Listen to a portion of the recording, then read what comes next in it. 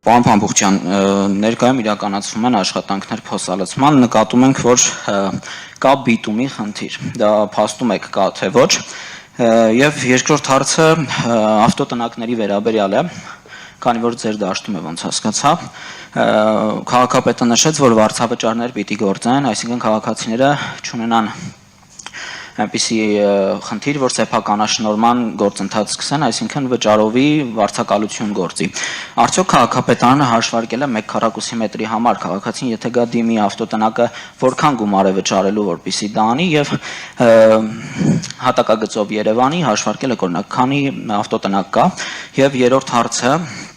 մետրոյի Աջափնյակ կայարանի շինարարությունը, որը տարեցտարի խոստանում են, որ լինելու է, խնդրում եմ ասեք, ինչ փուլում են մրցույթի աշխատանքները։ Շնորհակալություն, սկսեմ վերջից, Աջափնյակի մետրոյից, մենք բոլոր փորձաքննությունները արդեն անցել ենք եւ մեծ հավանականությամբ կամ ամենայն հավանականությամբ մենք եթե ոչ այս տարի, մյուս տարվանից մենք արդեն կսկսենք շինարարության մրցույթը, բավականին ես ուզում եմ ձեզ տեղեկացնել, որ ձգձգվել է, այսպես ասեմ, փորձաքննությունը, բայց այժմ մենք ունենք այդ փորձաքննության արդյունքները, որը որ մեզ թույլ է տալիս արդեն գնալ մրցույթային ճանապարհով։ Ավտոտնակների հետ կապված ես ավելի լայն քաղաքականությունը ձեզ նշեմ, տեսեք ինչպես է ավտոտնակների մասով մոտեցումները, այն ավտոտնակները, որտեղ որ մենք չունենք նախագիծ բակային որևէ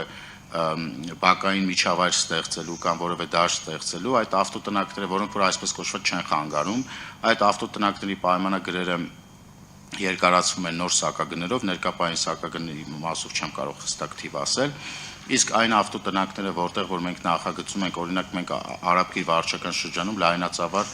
ավտոտնակների քանդման պրոցես սկսեցինք եւ մի քանի մեծ բակային հատվածներ ստացանք, այդ պրոցեսը շարունակական է, նաեւ կա Էրեբունի վարչական շրջանում, Նորնորք վարչական շրջանում, այն ավտոտնակները, որոնք որ չկան նախագծերի մեջ, մեր բակային կրկնեմ, այդ ավտոտնակները քննարկման արդյունքներում միգուցե երկարացվում են 2 կամ 3 տարով վարձակալության հողի վարձակալության վճարները, իսկ այնտեղ որտեղ որ մենք ունենք հստակ նախագծեր, այդ ավտոտնակները միանշանակ քանդվում են։ Բիտումի հետ կապված կարևոր հարց եք տալիս, մենք առհասարակ մենք բիտումի խնդիր չունենք, բայց ունենք մենք որոշ հատվածներ, որտեղ որ շինարարը ոչ պատշաճ է մոտենում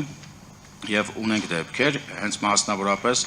այսօր մեր շինբարեկարգման վարչության աշխատակիցների կողմից այսօր երեկոյան պարզել են, որ Վարդանանց փողոցում օրինակ փոսալցումը կատարվել է առանց բիտումի, հայտնում եմ ձեզ բոլորիդ, որ այդ ասֆալտը քանդվելու է եւ ամբողջությամբ շինարարի հաշվին, այսինքն քաղաքապետարանը այդտեղ գումար չի ծախսելու եւ պետք է ստանան այն փոսալցումը, որը որ նախատեսված է թե ավականու որոշումներով եւ թե մեր ընթացակարգերով։ Այսինքն այդ խնդիրը հատվածային մասնակի տեղերում լինում է, ոչ թե բիտումի խնդիրն է, այլ շինարարի մոտեցման խնդիրն է, որը որ արձանագրում ենք թե մենք եւ թե երբեմն նաև դուք եք մեզ օգնում լրագրողները, որոնք որ հատվածային վայրերում, որտեղ որ մեր աշխատակիցները չեն հասցնում ֆիքսել,